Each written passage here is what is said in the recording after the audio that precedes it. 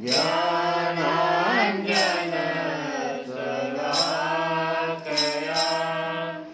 चक्षुरुन्मीलितं येन तस्मै श्रीगुरुवे नमः। वसुदेवसुतं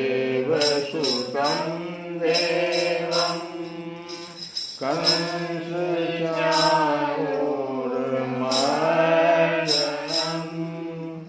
देवकी परमानन्दं कृष्णं वन्दे जगद्गुरुं। रुक्मिणी केलिसंयुक्तं पीताम्बरसुशोभितं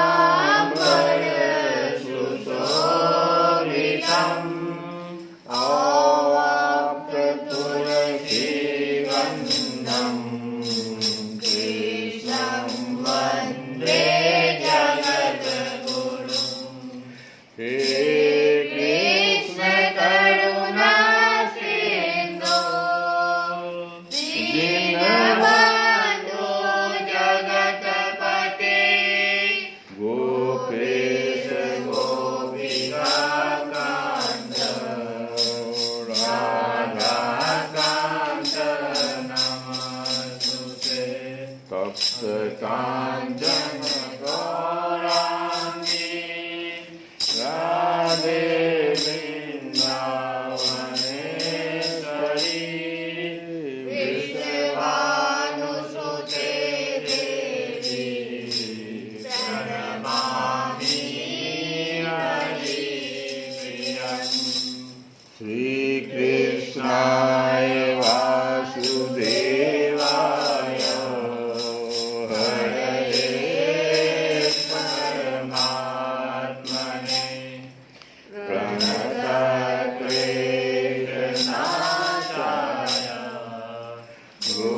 गोविन्दाय नमो नमः। हम लोग कल की कथा में सुन रहे थे कि अर्जुन एक विचित्र संकल्प ले लिया, लेकिन अच्छा क्या किया कि उस संकल्प में भगवान को अपने साथ आगे कर लिया। जब अश्वत्थामा ने अपने प्राण संकट को देखा और ब्रह्मास्त्र का संधान कर दिया ध्यानस्थ होकर के, तो उस अस्त्र से सब दिशाओं में एक बड़ा प्रचंड तेज फैल गया। अर्जुन ने देखा कि अब तो मेरे प्राणों पर ही आ बनी है। तब उन्होंने श्री कृष्ण से प्रार्थना की। उसको ये पता नहीं चल रहा था, हालांकि अर्जुन भी ब्रह्मास्त्र जानता था, लेकिन कभी उसने ऐसा सोचा भी नहीं था कि ब्रह्मास्त्र का प्रयोग इस प्रकार से होगा कि चारों दिशाओं से अग्नि का लपट चलने लगेगा, बड़ा प्रचंड तेज फैल जाएगा सभी दिशाओं। अर्जुन ने भगवान से प्रार्थना किया, बहुत सुंदर प्रार्थना किया कि भगवान आप जो है भक्तजनों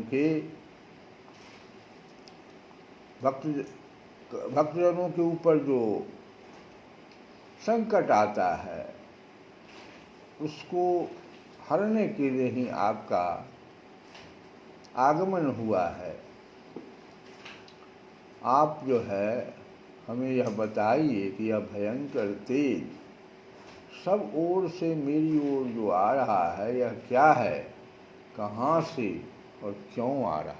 अर्जुन को कुछ समझ में नहीं आ रहा, क्या है, कहाँ से और क्यों आ रहा है, इसका मुझे बिल्कुल पता नहीं।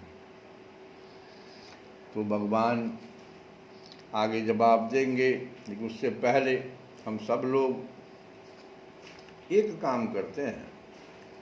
माला जो है, जो लोग भी गुरुमुख हैं, माला को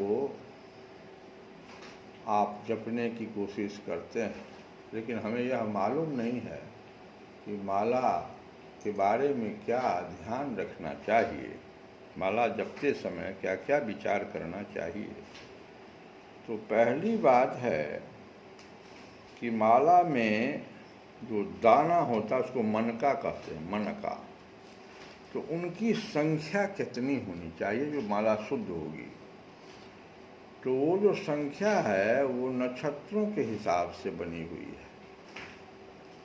क्योंकि 27 नक्षत्र हैं, जिस पर ग्रह भी जो हैं वो उस नक्षत्र को ही छूते हुए चलते हैं। और हम लोग भी प्रत्येक दिन उन नक्षत्रों को छूते हुए चलते हैं। आप पंचांग में देखेंगे तो समझ में आएगा।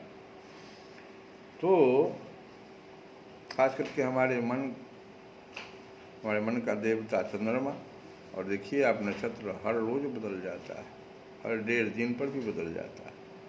मन हमारा चल रहा है उसी के हिसाब से। तो ये 27 मन का होना आवश्यक है। और 27 मनकों से बना हुआ माला सुमिरनी कहलाता है, जो हाथ में लेकर के हमेशा लोग सुमिरन करते रहते हैं। फिर 27 वालों से कीजिएगा तो आपको 4 बार करना पड़ेगा। 54 वाला फिर दूसरा है, वो भी शुद्ध माना जाता है। और सबसे अच्छा है कि 108। अब ये 27, 54, 108 क्यों है? तो एक नक्षत्र के 4 चरण होते हैं। एक नक्षत्र के 4 चरण होते, तो 27 को 4 से गुना कर दीजिए, 108 हो जाता है। अब प्रत्येक चरण से ग्रह भी विचरता है और हमारा मन भी विचरता है। तो और उसका प्रभाव है हमारे ऊपर, मन पर है। इसीलिए ये सबसे जो महत्वपूर्ण बात है कि माला तभी शुद्ध माना जाएगा जब 27 हो या 54 हो या 108 हो, लेकिन आपको 108 बार जपना है। दूसरा, दाना टूटा हुआ नहीं होना चाहिए, और समूचा अगर दाना उसमें टूटा हुआ है तो आप उसमें से निकाल दीजिए, और कोई दूसरे माला से फिर दूसरा दाना उसमें नहीं, दूसरा फिर आपको बनाना पड़ेगा। क्योंकि तीसरा जो बात है कि 2 मनकों के बीच में गांठ होनी चाहिए। अगर बिना गांठ की माला है तो वो शुद्ध नहीं है। उस पर अगर सुमेरु नहीं लगी हुई है तो अब भी वह शुद्ध नहीं है। सुमेरु का उल्लंघन नहीं करना चाहिए कभी भी माला जपने में। और जपने की माला को धारण नहीं करना चाहिए, और धारण किए हुए माला पर जपना नहीं चाहिए। ये सारी बातें जो हम बता रहे हैं ये हमारे शंकराचार्य जी महाराज की तरफ से। जपना नहीं चाहिए, धारण किए हुए। और बिना माला के जपना ही नहीं चाहिए, नहीं तो असुर ले लेता है। ये असुर कौन है? भूत प्रेत, आसुरी शक्तियाँ, तो जो हम पोषण देते रहते हैं, भोजन भी करते हैं। अगर मेरे हाथ से 4 दाना गिर गया, इसके हाथ से 4 4 4 4 4 9 चौक 36 दाना गिर गया, अब उसका पोषण हो रहा है। ऐसे ही अगर आप माला गलत ढंग से जप रहे हैं तो आसुरी शक्ति का आप पोषण दे रहे हैं, वो मोटा रहा है। इसीलिए आपको किसी भी अवस्था में बिना माला के जपना नहीं है, और माला को छिपा के जपना है। अब है कि माला आप बाजार से खरीद लाए और जपना शुरू कर दिया। नहीं, माला को प्रतिष्ठा, प्राण प्रतिष्ठा करना है। उसके लिए वेद में मंत्र है, और उस मंत्र से आप माला को पहले प्राण प्रतिष्ठा कीजिए, तब जाकर के उस माला से जपिए। अब है क्या कि आपको किसी कारण से कहीं गए, माला छूट गया, अपने ही माला पे जपना है, दूसरे के माला पे नहीं जपना है। माला छूट गया, अब आप क्या कीजिएगा? तो कर माला पे आप जपिए, दूसरे के माला से नहीं जपना है। कर माला आपका चलेगा कैसे? तो अनामिका के मध्य से शुरू होगा, दाहिने हाथ से अनामिका के मध्य से, और यहाँ से आप नीचे आते हुए 10 यहाँ जाए, देख लीजिए 10, तो 10 बार ये, और एक चलेगा आपका अनामिका के सबसे लास्ट वाले से 8 पुड़ जाएगा, तो 108। यही है आपका करमाला से आप जप लीजिए, लेकिन उसको भी ढक करके, कभी भी खुला हाथ से नहीं जपना चाहिए, आसुरी शक्ति ले लेता है। और जो सबसे इम्पोर्टेंट बात है, जो हम सब कोई नहीं जानते हैं, कि सुबह समय में नाभि के पास माला को रख के जपना चाहिए, दोपहर में हृदय के पास रख के जपना चाहिए। दोपहर वाले भक्तजन, सुबह वाले भक्तजन, और सायं के समय में आप श्वास के पास, तभी आपको माला के जप से सिद्धि मिलेगी। अब आगे की कथा हम लोग सुने कि भगवान ने अर्जुन से क्या कहा कि अर्जुन, यह अश्वत्थामा का चलाया हुआ ब्रह्मास्त्र है, क्योंकि अर्जुन पूछ रहा है कि यह क्या है।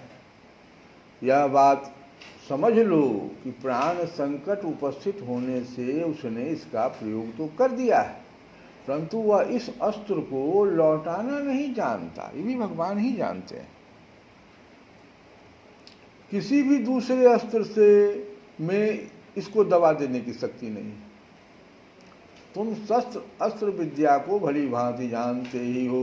ब्रह्मास्त्र के तेज से ही इस ब्रह्मास्त्र की प्रचंड आग को बुझा दो। सूत जी कहते हैं कि अर्जुन विपक्षी वीरों को मारने में बड़े प्रवीण थे। भगवान की बात सुनकर उन्होंने आचमन किया और भगवान की परिक्रमा करके ब्रह्मास्त्र के निवारण के लिए ब्रह्मास्त्र का ही संधान किया। बाणों से वेष्टित उन दोनों ब्रह्मास्त्रों के तेज प्रलयकालीन सूर्यमंग अग्नि के समान आपस में टकराकर सारे आकाश और दिशाओं में फैल गए और बढ़ने लगे।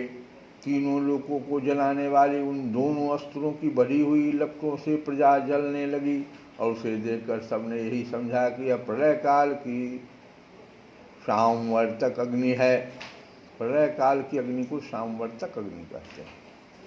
उस आग से प्रजा का और लोगों का नाश होते देखकर भगवान की अनुमति से अर्जुन ने उन दोनों को ही लौटा लिया, क्योंकि अर्जुन को लौटाने की विद्या थी। अर्जुन की आंखें क्रोध से लाल लाल हो रही थी।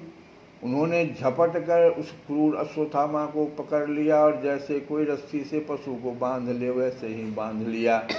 अश्वत्थामा को बलपूर्वक बांधकर अर्जुन ने जब शिविर की ओर ले जाना चाहा, तब उनसे कमल नयन भगवान श्री कृष्ण ने कुपित होकर कहा कि अर्जुन, इस ब्राह्मण अधम को छोड़ना ठीक नहीं है, इसको तो मार ही डालो।